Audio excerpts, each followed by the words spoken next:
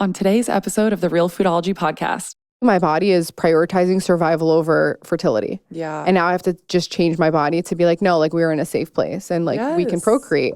And I'm not forcing my body to do something that it clearly is not ready to do. Yeah. So it gives me a lot of peace in my journey that I'm not like in that desperate mode where I'm like, I need to force a baby right now. Yeah. Like I can really just like live and like enjoy, you know? Hello, friends. Welcome back to another episode of the Realfoodology podcast. Today's guest is a repeat guest and also a dear friend of mine, Illie. You probably know her on Instagram as Healthily. Towards the end, we talk about her fertility journey. So you're definitely going to want to stick around for that. And yeah, she's just amazing. I love Illie so much, and we just had so much fun recording this. So I hope you enjoy the episode as much as we enjoyed recording it. If you're loving the podcast, if you could take a moment to rate and review, it really does help the show a lot, and it takes about 2 seconds. Also, if you are enjoying this particular episode and you want to tag me at Realfoodology and tag at Healthily, that's Health ILLIE, please do so. We love to see your tags and we would love to repost you. So I hope you enjoy the episode. Thanks, y'all. This was a long episode, so we split this into 2 parts. This is part 2. Like many of us, I'm eating healthier, and that's why I love good olive oil. And by good, I mean fresh. Olive oil packs the most flavor and healthiest nutrients when it's fresh from the farm. And that's the problem with supermarket olive oils. They're not fresh. They can sit on the shelf for many months growing stale. That's why I get my olive oil direct from small award-winning farms thanks to a fellow named TJ Robinson, also known as the Olive Oil Hunter. When I tasted TJ's farm fresh oils, I fell in love with their vibrant, grassy flavors. They are incredibly delicious on salad, veggies, pasta, meat, fish, you name it. They also make great gifts. As an introduction to his Fresh Pressed Olive Oil Club, TJ is willing to send you a full-size $39 bottle of one of the world's finest artisanal olive oils, fresh from the new harvest, for just $1 to help him cover shipping. And there's no commitment to buy anything ever, now or ever. Get your free $39 bottle for just $1 shipping and taste the difference freshness makes. Go to getfresh324.com. That's getfresh324.com for a free bottle and just pay $1 in shipping. One of my absolute favorite cooking fats is beef tallow, and the one that I trust is from Lineage Provisions. Their tallow is wet rendered at low temperatures, which keeps all the good stuff intact. And it has a clean, buttery flavor that's nothing like the burnt or waxy stuff in most store-bought versions. We use it constantly: roasted potatoes, fried eggs, sauteed veggies, steak, even salmon. It's seriously one of the most versatile and nourishing fats in my kitchen. Lineage doesn't cut any corners. Their tallow is triple filtered, shelf stable, and totally free from weird additives. They also lab tested their tallow against conventional brands, and they found huge differences. Over 3 times more omega-3s, 60% less omega-6s, which is huge. These are the fats that cause inflammation when we consume too much of them. Higher CLA plus rare fats like C15 and C17, linked to longevity, metabolic health, and reduced inflammation. And here's why. Their cows are pastured their entire lives, not just grass-fed, but truly regenerative. It's the best possible life for the animal, and it creates the best possible fat for your body. Go to lineageprovisions.com and use the code Realfoodology for 10% off. I can't wait for you guys to become hooked like I am. Use code Realfoodology for 10% off. So this is what's so crazy about all this is, like, we have all these people fighting us. Clearly the system is broken. I mean, 74% of Americans are obese. 50% of American children are obese. 77% of Americans between the ages of 17 and 24, I believe, are ineligible for military service. And then we have all these people online that are fighting us every step of the way as we're trying to make changes. The thing is, we are in such a mess right now, y'all. We are not going to change all this overnight. No, we might even see it, to be honest, we might even see it in our lifetime. I know, which is really crazy. Wake me from the dead. Please resuscitate me, put me in ice like they did Disney. Like Austin Powers, just freeze us and bring us back. Bring me back. If I come back for anything, it's going to be that. Like, just bring me back so I could see the health revolution come to, I don't think, that's the thing, is it's going to be such a slow process. And to be honest, if the next 4 years don't, like, radically change people's minds about health and like how we can really improve the health of our nation, then I don't think the 4 years after are going to be of like support of that. Like this could actually be the only 4 years we see something like this, you know? And like, I don't think people realize that. So like all these people getting their freaking non-organic panties in a bunch don't realize that they're probably like, this might be the last 4 years if we don't actually, like, I don't see another, you know, change happening if we don't have people this passionate, you know? Like, that's what's scary about it. And people don't realize that it's actually so much harder than what they think it is, you know? And what's so crazy is a lot of this could literally change overnight. Like we just put some policies in place and we get some of these additives out. And maybe we start following some of the science that the EU has. They have to rework the system. If we keep banning certain additives, guess what? Brands have to change and they have to rework a system if those brands even want to survive in the industries that they're in right now. Like all these kids on, you know, even like I was looking at, because you can look up the WIC, like how like women and children they have like their own like food stamps kind of, and you could look it up per state. You're not even allowed meat on those types of food stamps. Really? And imagine like a mother with children, like you have to use your own money to buy meat. But you know what is on there? Every cereal you could think of. Yeah, and probably Doritos, all the chips. Yeah, all this like other garbage. And it's like, that's so sad because especially as like, we know, especially like maternal care in especially low income communities is like, nothing is practically nothing. Like it's just so understudied in general women's health. And then on top of that, it's not even put any type of protein for like a postpartum mother. Yeah, no, that is a crime. Criminal. It's literally criminal. No, it's like it's the most disgusting. So I looked up the one in Florida and it was so, I'll have to send it to you. It was so sad. It was pathetic, honestly, to see some of the foods that there was barely even food. It's like most of it, there was half the page was cereal. Of course. Half the page was cereal and obviously big name brands. Of course. And then a lot of it was obviously canned food, which makes sense. Canned food and frozen foods can be great, you know? Yeah. But like to not have any type of meat on there. Well, but Illie, they're getting all their vitamins and minerals from the fortified cereal. Oh my God. Yeah, you're totally right. Duh. Yeah. I forgot about that. Reading my script. Oh yes, that Mr. Kellogg gave me. Well, the science says. Yes, artificial dyes are a part of a nutritious. That's how you know I was kidnapped. Yes, artificial dyes are part of a nutritious breakfast and lunch and now dinner. There will be signs if you get kidnapped. Yeah, there will be signs if anyone's curious. Oh, that's so funny.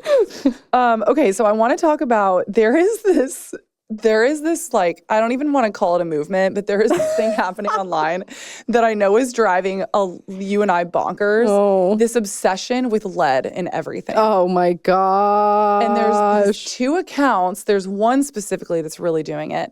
Look, let me be very clear. Obviously, lead is something that we should be concerned about. But the beef that I have with this account is she's only testing all of the healthy food brands. Yeah. It almost feels like it's this, she's like a plant. Because have you noticed that? I would love to see how much lead is in Doritos. Why are we only going after the healthy foods? And then everyone is so obsessed now. Every single time I post about Hue chocolate, my DMs are so flooded. I don't even open them anymore. Anytime I post about Hue and then I have all these DMs, I just see like lead. And I'm like, I'm not even going to open that. Yeah. I think it's funny because we already have people who are scared to eat kale and spinach because you have the carnivore people that are like, you're going to die from the oxalates and you can't eat a vegetable. And like, we already have that. And then we have now another thing that we have to worry about. It's like, I'll give you $1,000 to just test spinach and tell me how much like heavy metals are in a leaf of spinach, because it's a lot. Yeah. And spinach is a freaking superfood. Like you should be eating all your veggies. The thing is that like heavy metals live in the soil. Just in the soil. Like that's where we've had heavy metals since the beginning of time. But the one thing that I always realize about these like brands in general is or like these people in general is they never talk about the synergy of like how nature works and how minerals work like literally synergistically. Like for example, tuna is very high in mercury, but it's also very high in selenium, and selenium helps push out the mercury so you actually don't get poisoned by the tuna. Like our bodies are so smart and nature was made perfectly. So that's why you're going to see a lot of heavy metals and more natural protein powders and protein bars and like more naturally created supplements and foods, because that's just how synergistically minerals and heavy metals work together. Like, I don't know, did you do your function health? Yeah. I did my function health and I did an HTMA last year. Like my lead, arsenic, heavy metals are all so low, consuming a lot of the things that they say I shouldn't be eating because I'm going to die from lead poisoning. Like, if that's it, honestly, if I die from lead poisoning from chocolate, put it on my gravestone. Like, just do it, honestly, because like if that's really how I die, it was meant to be. Because the fact that they give zero education around why heavy metals exist, it's not always pesticides. Like, again, I work with manufacturers. I have products. I've seen hundreds of heavy metal analysis. Like, I promise you, if we had a heavy metal analysis for every fruit and vegetable out there, people would have nothing to eat. Yeah. We'd have nothing to eat. I'm not saying it's not a thing. It's definitely a thing, but it's just these people hyper fixate on this one thing. And to be honest, it's not something that most people should even need to worry about, or it's going to affect them. Go and get your go get your metals tested. Well, that's what I was just going to say. I just got mine. Mine were below 0. Me too. Mine are fine. The body is so smart. Imagine we all got poisoned by like things like protein powder. We'd cease to exist. Exactly. Especially with how many garbage brands are out there. You know what I'm saying? Yes. Yeah. We'd be dealing with it. The faker the food, the less heavy metals most of the time. Usually the more PFAS, but the less heavy metals. Like a Dorito's probably going to test low because there's no real food in it. That's true, because it's all the processing exactly. There's but usually has more PFAS because of the process. So it's like processing. Yeah. Yeah. So I feel like just don't guess, test. So just get your blood work done every year. And then if it is high, because look, like we're not minimizing it. Like, for example, people do get high mercury from eating a lot of tuna. Like I literally have a friend that was just eating nonstop tuna all day and literally got really high levels of mercury, but also she was eating an insane amount of tuna. Yeah. And you also have to look at you also have to look at the rest of the diet, like what other types of, but then it's crazy too, because then you have like Mediterranean countries and even Asian countries where a majority of their food is seafood. Yeah. And they're not, so it's like, what else are they consuming that's help mitigating the heavy metals? Like, we cannot look at food and nutrition through a freaking straw, like we just cannot do that. That's like what you're doing by looking at food based on their heavy metal content. I know. Like, we forget all the nutrition that's involved in a lot of these foods, and that a lot of foods are just made perfectly, and obviously if you're like butt chugging tuna all day, you're maybe going to get heavy metal, like a little bit higher mercury, but she's not going to die from it. There are ways to mitigate these things, making sure your detox pathways are open. Like, I went through a phase of eating a lot of tuna. I've never had an issue. And that was literally when I did my function health and I had tests for like lead and mercury. I didn't have anything. Like, it's not like I'm getting poisoned by it, and it's just, it's one of those things. And honestly, if you're following a page that's causing more fear in you, like every time you leave that page, you leave with less things to eat. Yeah. Probably shouldn't follow that page. Them. Yes. Like I'm not trying to like, I had to unfollow those posts. Yeah. I'm sure you get people too in your things where like like I said, in your DMs where you post chocolate and everyone's like, but then in the same breath, if you say that you don't eat ultra processed foods, they're like, oh my God, I can't believe you don't eat ultra processed foods. But then people are afraid of heavy metals in chocolate. No, it is. It's so crazy backwards. You can't win, honestly. You can't win. And also, I literally do not have the bandwidth to be obsessing over all of this. I'm sorry, but I'm not going to go audit my pantry and check for every little thing that I eat that has lead in it. No. And also, like, my biological age is 17, so. Thank you. I'm only getting 4. Let's go, girl. Ayo, we're just getting started. Like I'm fresh out of the womb. Yeah, I can't even get into the club. So okay, I'll sneak you in. I'll give you my fake ID. Thank you, queen. Like I'm clear. I'm healthy. You're healthy. Yeah. Like I'm healthier now at 31 than I was at 21. Yes. Like, period. And I was eating way more junk, and I definitely didn't care about heavy metals. And like, I don't know. I just think it's one of those things where if you're leaving a page and it's leaving you with more stress and more anxiety and less things to eat, are you really becoming healthier? Yeah. The average person isn't dying from lead poisoning. No, we're dying because we're not eating enough protein. We're not moving enough. We're not eating enough fiber. We're not eating enough real foods. Like, we're not getting sun. We're like sedentary. Like, that's why we're dying. Yeah. Those are the hard hitters. Those are the issues. That's what we should be worried about. Yeah, not heavy now, metals. If you get your blood tested and you do have high lead, then that's a time and a place to audit. And then you go, okay, where am I getting high amounts of lead? And then that would be helpful. And you probably have a higher risk of getting lead if you like live near a construction site or like lead paint or something like that. Or lead pipes. Yeah, like there's so many other things. Even mold, like people struggle with mold today. And I live in Florida, so it's like a big issue down here. And like we're always getting our house checked for mold and stuff.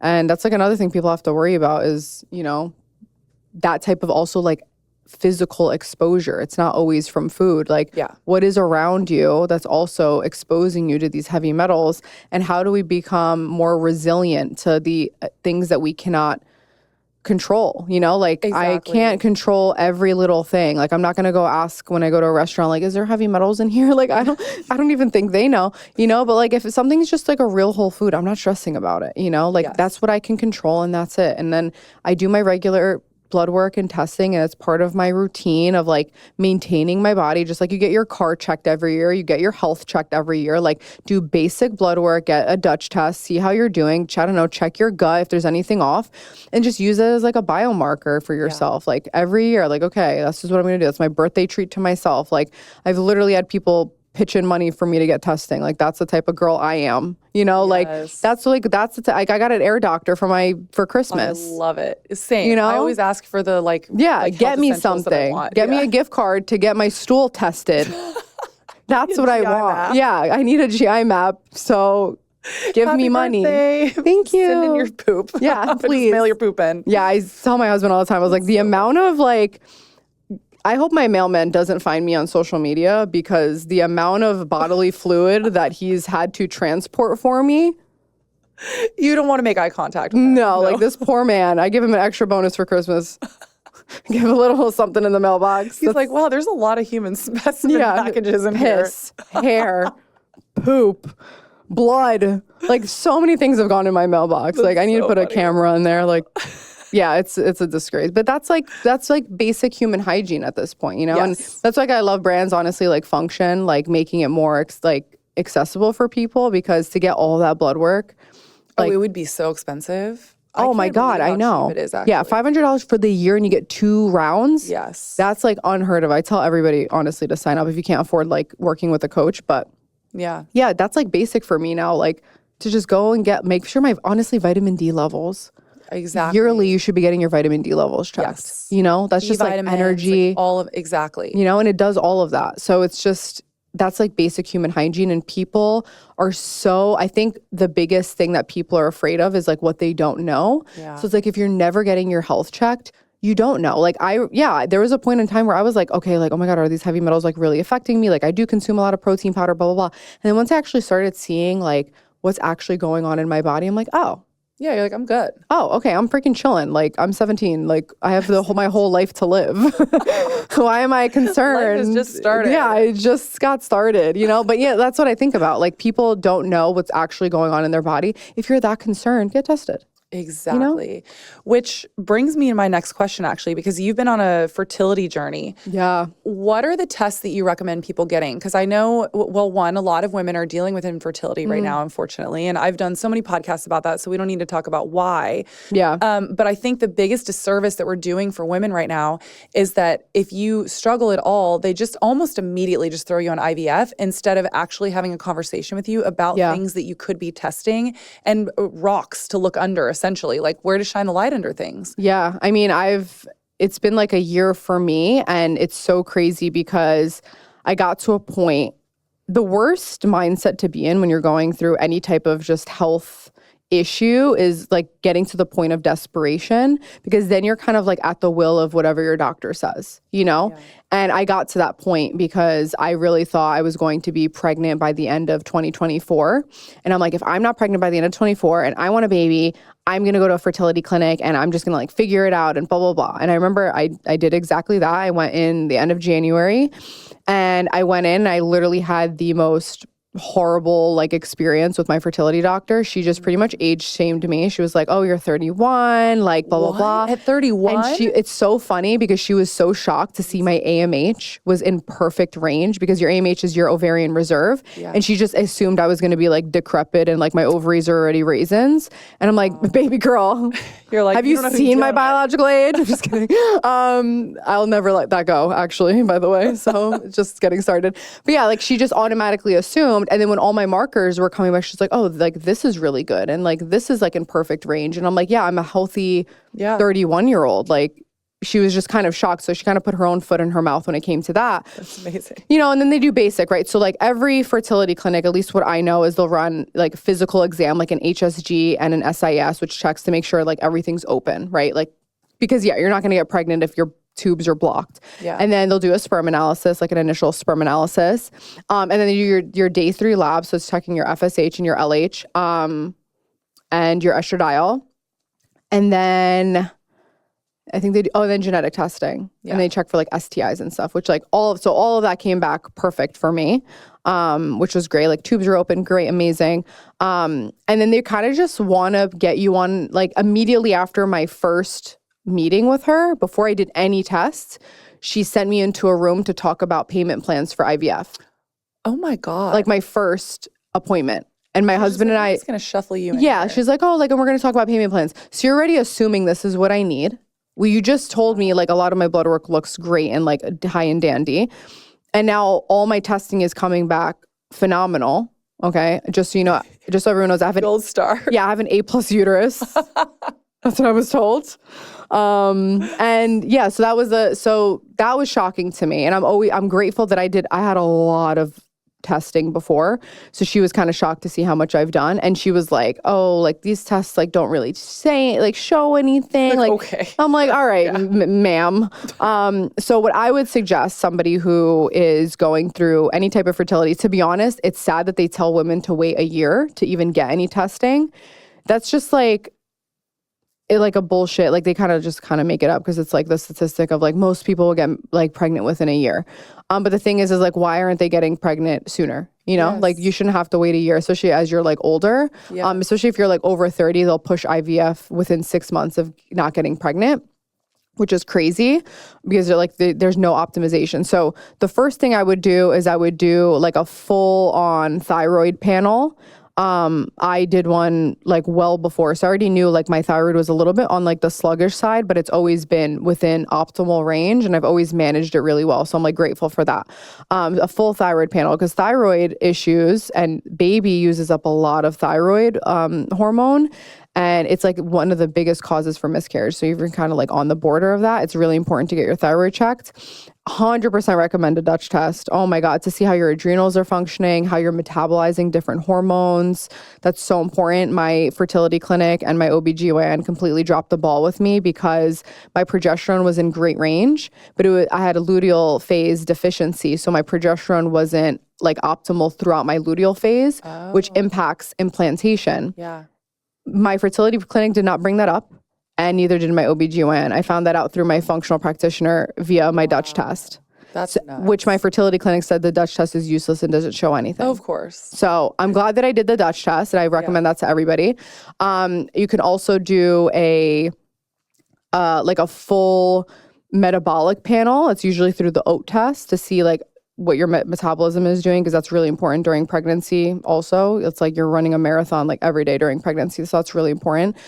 We also did a GI map, a stool test, because your baby inherits your microbiome, and there's like a lot of things that go along with that, and actually also a vaginal microbiome test. Oh yeah, because there's that one. What is that? Urea bacteria? Plasma. Yes. So actually, turns out I don't have that, but apparently, you can still have a dysbiosis in your vagina, just like as you would in your gut, which can impair nutrient absorption, and it can also impair sperm swimming optimally. So I didn't know that, and I found that out I did the EVVY, it's EVVY, and apparently if you have like a different, like pH affects sperm, so if you have a higher pH or a lower pH, that can affect if the sperm even makes it to the egg at all. And these are all things that can impair just conception in general that my fertility clinic never told me about. So those are a couple tests I always recommend. I honestly, like, Function Health really did a lot of them. Yeah. Also check your leptin. My leptin ended up being really low, and your leptin is your satiating hormone, which he thinks has like nothing to do with fertility, but it actually like really handles reproductive signaling. Oh, I didn't know that actually. It's so interesting. I just know like leptin and ghrelin is like the hunger. Yeah, and I'm like, what does my leptin have to do with having a baby? And apparently your leptin also helps with reproductive signaling. So if you have low leptin like I do, and again, my fertility clinic never mentioned leptin, my functional practitioner did. And thank God I got it tested, because if your leptin is low, you usually see high leptin with PCOS. Low leptin, so you don't really have an appetite as much, so it makes it harder to get in a lot of nutrients.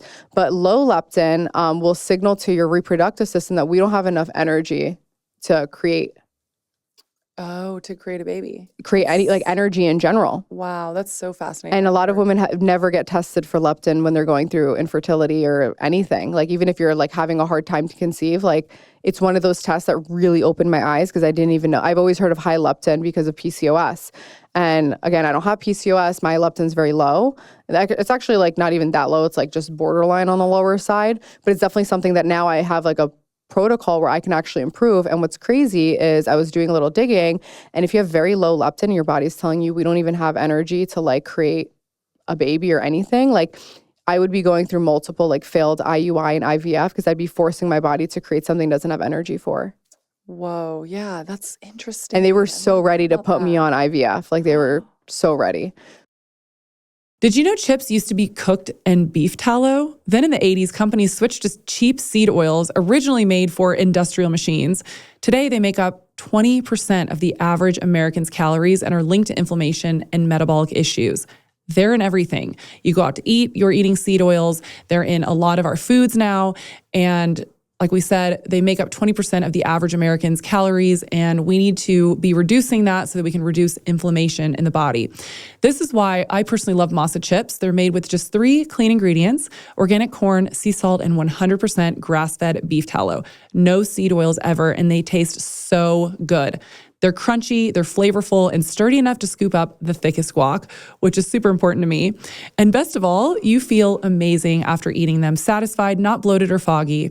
The beef tallow actually makes them more satiating, so you won't be left digging in the bag for more. You are full and satisfied, and you just had the most amazing chips and guac. I'm truly the biggest fan of Masa. So try them at masachips.com/realfoodology and use code realfoodology for 25% off your first order. That's MASA chips.com/realfoodology. Masa is loved by tens of thousands and even endorsed by health experts like Ben Greenfield, Gary Brecka, and of course, me. Again, that's masachips.com/realfoodology. Use code realfoodology. Thanks to Masa for sponsoring this episode. After a really long, busy day, all I want to do is just relax, chill on the couch, and hang out with Hector. That's where Cured Nutrition comes in. Their Serenity gummies are my go-to ally after a long day when I just want to unwind and chill. The gummies aren't just tasty treats. They're a powerful blend of science-backed ingredients like ashwagandha, reishi mushroom, L-theanine, and a tiny microdose of THC. Each ingredient is carefully selected to support mind, body calm, and balance, helping me navigate life's whirlwind moments with clarity and ease. At the end of the day, I like to use Serenity gummies as a natural, alcohol-free way to unwind. Whether I'm resetting after a packed schedule or carving out space for quick meditation, my gummies help me find my daily dose of peace and presence. Without the negative alcohol effects, artificial flavors, sugars, or dyes, I am obsessed with the passion fruit flavor. It's sweet with just a hint of earthiness, and I love that each gummy is precisely dosed to guide me to my happy place. Right now, Cured Nutrition is offering my listeners an exclusive 20% off Serenity gummies with a monthly subscription. Just head to curednutrition.com/realfoodology and use the code realfoodology at checkout. Remember, protecting your peace is just one gummy away. Take a moment for yourself. You deserve it. If you're looking for a delicious drink that will improve energy, focus, and support healthy inflammation levels, you need to try Paleo Valley's Superfood Golden Milk. It combines the profound, well-demonstrated health benefits of turmeric with other nourishing certified organic superfoods such as lion's mane, reishi, cordyceps shiitake, Ceylon cinnamon, ginger, and more. Plus, they've added organic coconut milk for its brain-supportive MCTs, black pepper, Himalayan pink salt, and organic monk fruit for an amazing taste and maximal absorption. Inflammation is an important part of the body's natural healing process, but unfortunately, our modern lifestyle, diets high in sugar, unhealthy fats, stress, allergies, poor sleep, environmental toxins can trigger chronic inflammation, which can become the foundation of modern day disease. Turmeric tea is also something that the Okinawans, who were known for their longevity, drink on a daily basis. However, turmeric tea can have a harsh, bitter taste that does not appeal to everyone. Furthermore, without black pepper, its range of beneficial compounds may not be fully used by the body, which is why they created a blend of slightly spicy and sweet ingredients that your body can recognize and use efficiently to support healthy levels of inflammation, brain and immune health, and overall wellness, all in one deliciously creamy drink. To try the superfood golden milk today, go to paleovalley.com/realfoodology and you will save 15% off when you use code realfoodology. Again, that's paleovalley.com/realfoodology.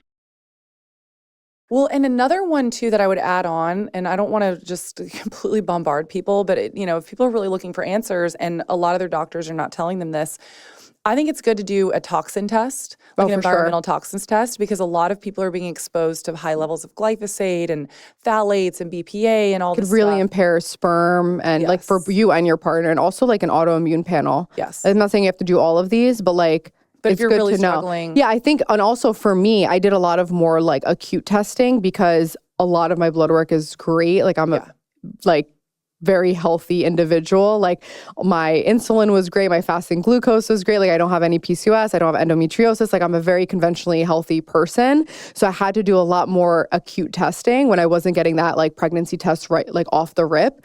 But now in hindsight, I'm grateful because now I have all this extra knowledge that I wouldn't have previously known. And now I can obviously help other people. But like even autoimmune conditions, I have another friend who's in the wellness space, and she was just saying how her fertility clinic told her that her autoimmune problem has nothing to do with her not conceiving. I don't believe and I'm like, that at all. You literally, your immune system is literally attacking itself. Yeah. Well, how is that not affecting your fertility? Yeah. That is crazy. That's a head scratcher. That is. I'm literally scratching my head. Wait, I was really confused about that. But yeah, there's so many things that I've learned, and I feel like now that I have a plan, I feel so much better about everything. I don't have that pressure on me like, oh my God, my body's broken. No, my body is prioritizing survival over fertility. Yeah. And now I have to just change my body to be like, no, like we're in a safe place and like we can procreate. And I'm not forcing my body to do something that it clearly is not ready to do. Yeah. So it gives me a lot of peace in my journey that I'm not like in that desperate mode where I'm like, I need to force a baby right now. Yeah. Like I can really just like live and like enjoy, Exactly. And look, I can't imagine that it's easy. In fact, I know that it's been really hard on you. I think knowing that you're super healthy and you've done all the testing and you've done everything, I do really believe, like I'm pretty spiritual and I feel like there's at a time and a place and we have a plan and God, the universe, whatever you want to call it. Like I'm not making this religious. I'm just saying in general that like there's a greater plan that you may not see right now. Oh, for sure. That's unfolding for you. Yeah. I mean, I wouldn't even have this type of insight if everything didn't happen the way that it happened. Yeah. And I'm really like, I really feel so grateful that I have the knowledge. And like, it's funny because I actually went to a like spiritual kind of like healer like a couple months ago. And I didn't want to hear it, but she pretty much told me, she was like, she goes, if you got pregnant like last year when you first started trying, like that would have been too easy for you. Like you wouldn't have had the wisdom that you have now that you needed to go through. Because it's like, I've always believed that my higher purpose, and I'm sure you feel the same way, is like just helping people, right? Like I feel like I do have this greater purpose in life. Yeah. And also like at the same time, I just feel like people also don't understand. I don't believe that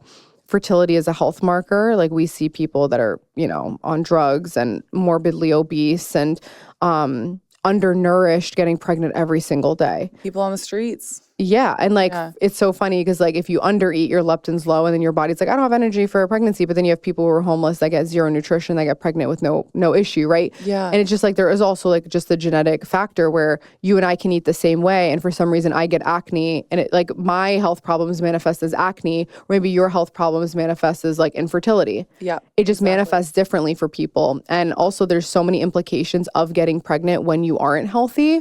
And it just also says a lot about sometimes people are in such chronic survival mode that their body literally cannot tell if it's safe or not.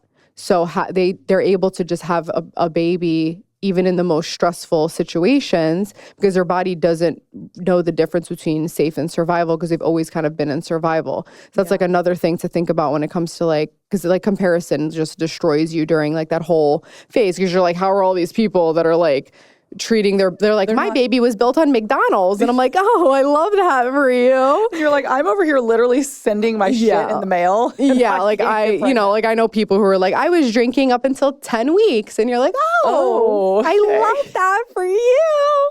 And I'm here like, I gave up alcohol 4 years ago. Okay, I haven't felt joy since. I'm just kidding.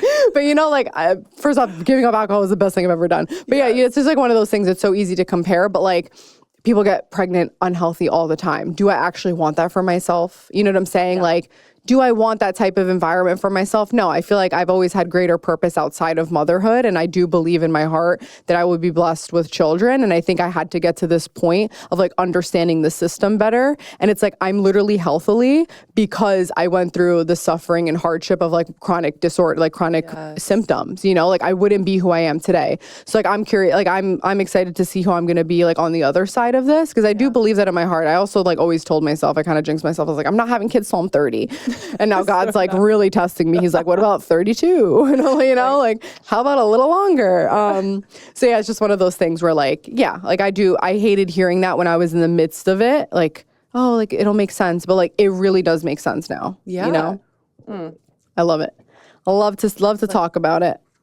Well, thank you so much for sharing that because I think that will help a lot of people. And that really is a great point. And it is one of those things when you're in the moment, you're really in the thick of it. Yeah, I don't want to hear like, shit. There's a greater purpose. You're like literally while they're pregnant and you're like, shut the fuck up. Shut up. I don't want to hear it. Shut up, Stacy. But it is true though. Like once you get onto the other side of that, you're like, oh wow. Yeah. All of this had a plan and a purpose. Yeah, I would have never known. And I'm like, just like you, I'm an educator and I've helped people through my own journey every single time. And if I got pregnant a year ago when the first time, like I would have never learned all this stuff about how corrupt the fertility system is. I could do like a whole freaking episode just on how corrupt it is and like how a lot of them unfortunately really prey on the desperation of couples. They know couples will pay anything, like by anything like $40,000. Yeah. I just came across a video of a girl who said she was on her 12th IVF cycle. That's so much That should be a crime. That should literally be a crime. That doctor should be arrested. And no one's probably sitting down and talking with her about the tests that she should be doing, about her health, her blood work. Yeah, and that's really sad. And I had somebody else, I was talking about fertility, and somebody was like, because I was like, oh, it's very expensive. And they're like, oh, my insurance covers 4 rounds of IVF a year. I'm like, that's a lot of rounds. And that should be extremely concerning to you if you need 4 rounds of IVF and you're not doing anything in between or your doctor's not encouraging you to look a little bit deeper and like figure out, because first off, like the fact that it's not 100% is a big factor, right? Like why isn't it? If it's not 100% because of like autoimmune or whatever, why aren't we testing for that? Why aren't we increasing people's chances so they only have to do it once, if at all? Exactly. Right? Like why are we doing that? Moneymaker. It's why they're not, because they have no incentive to do that. Yeah. Because for them, it's a bonus. Oh, you have to come back again. Oh, that's another $20K for us. So yeah, it's a lot of money. I mean, I saw the numbers. Like I went in there and it's so funny because like my husband and I were just like chuckling because the guy who came into the office to like give us like the papers and the pamphlets, he was probably fresh out of college. And I'm like, well, this guy's really going to teach me on like what my payment plans are, sir. Like, that's amazing. Where's the professionalism? It's so like, they don't give a shit. Like, because they know everyone, like you said, everybody's that's in there is in a vulnerable position. They're desperate. Yeah, I've never been more. And this is coming from somebody who like everybody, like people just think like we hate science. And like, no, I gave it a shot. Yeah. I gave it more than a shot than I probably should have. And it was just horrible. And I'm sure there's amazing, like more holistic IVF places out there. And I just didn't have that experience. But from the comments that I've been receiving when I share about my journey, a lot of women had the very same experience. They're like, my doctor didn't tell me about that test. My doctor didn't mention leptin. My doctor said my husband's sperm was perfect. And like, I look at the thing and I'm like, no, it's not. Like, what are we talking about here? Like, she didn't even give a shit about his sperm. I just had an episode come out literally today with the wee natal women, and they're the best. That's so, yeah, like, okay. They're the best. So good. When they were struggling, the whole reason they started their company is because they found out that I don't remember the exact percentage, but it's actually a very high percentage that it's actually the male that's having the issue. Yeah. But if you go through this whole process, you can sometimes go through the entire process and they don't even test or even look at the male. Yeah. And everything gets blamed on the woman. Yeah, and I think the reason for that is like if you think about IVF, right? It's like they just need one sperm. Yeah. That's it. Like men make sperm all the time. So they're just like, we just need one of his sperm. Like that's why his sperm wasn't even a concern for her. Because I was like, oh, like what do you think? Because like one of his like levels were like less than optimal. I think it was like more like the motility or something like that. She's like, oh, it's fine. Like he clearly has like plenty of sperm.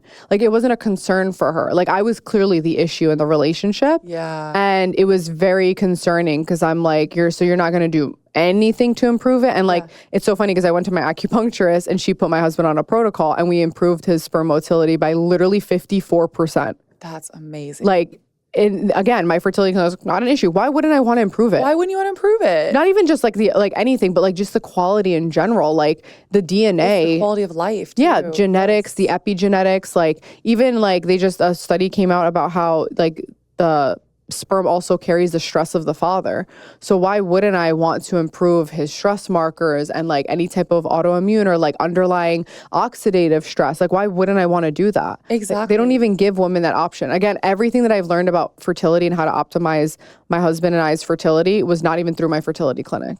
I mean, this is wild. And this is why so many people are struggling because largely these conversations are not being had with women in these fertility And then clinics. people get upset that they listen to wellness influencers. Exactly. And then they get mad Full at circle us. moment. And then they're mad at me. Like, what am I supposed to do? I'm just sharing what the hell I learned, you know? I'm just trying to help. We literally just want to help. That's it. Yeah. There's no harm in like just telling people that that there could be another way for you, you know? Exactly. And this is not harming people. Just going another path against the mainstream medical system is, I mean, look, I'm not saying no one can ever get harmed in that, but a lot of it is like, get more vitamin D. Okay, let me get more sunlight. You know, it's not like you try it and it doesn't work for you. Great. It's not like it's harming you, you know? Yeah, it's very low risk health things that people can do. Yeah, like low risk health improvements that aren't hurting anybody to do or take. And like, again, when people want to be credentialists and be like, well, what are your credentials? Like I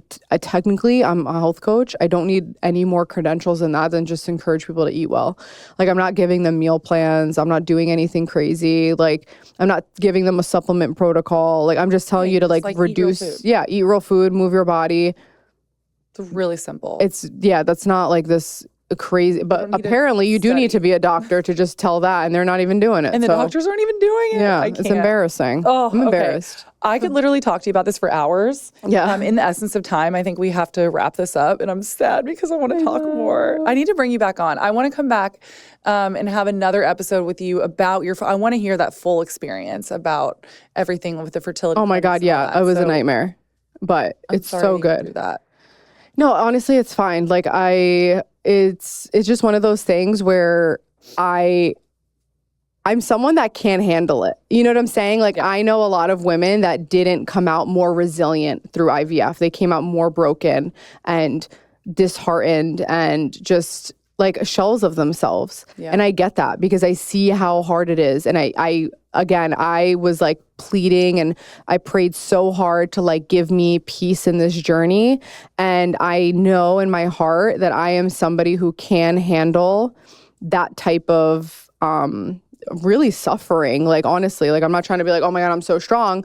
But I really like, I get so much out of what I do for a living. And I knew that there was going to be a greater lesson underneath it all. Like, yes, it was very humbling being in that. I remember being in the fertility clinic and just being like, oh my God, I hope nobody sees me, blah, blah, blah. And then I'm like, wait, I'm going to share about it anyway. Like, who fucking cares? You know, like, that's just how I am. You know, we're like, not everybody's like that. And I get it. And I was in a very dark place and it was very hard to go through. And it's been like, literally, it'll be like a year of us trying like in like 2 weeks. So it's like I'm wrapping up and I thought I'd be in like a different headspace and I'm actually like I thought I'd be way worse than I am now and now I'm like, I never thought I'd be like on a podcast being like, yeah, guys, like still not pregnant, but it's okay, you know? But like, I feel really good because I have like a real plan with my team and I feel really good about it. And that's how I want women to feel in this journey. Like, I want them to be like, wow, I actually found out what was happening and I can move on from it and have a real action plan. The shit that they're not getting at these clinics, you know? Exactly. So yeah, definitely gonna talk more about that. We'll definitely talk more about that. Yeah. Illie, thank you so much for coming on. This was super fun. Thank you. I'll be back. She'll be back, guys. Don't worry. I know this is going to be a hit episode. Thank you so much for listening to the Realfoodology podcast. This is a Wellness Loud production produced by Drake Peterson and mixed by Mike Fry. Theme song is by Georgie. You can watch the full video version of this podcast inside the Spotify app or on YouTube. As always, you can leave us a voicemail by clicking the link in our bio. And if you like this episode, please rate and review on your podcast app. For more shows by my team, go to wellnessloud.com. See you next time. The content of this show is for educational and informational purposes only. It is not a substitute for individual medical and mental health advice and doesn't constitute a provider-patient relationship. I am a nutritionist, but I am not your nutritionist. As always, talk to your doctor or your health team first.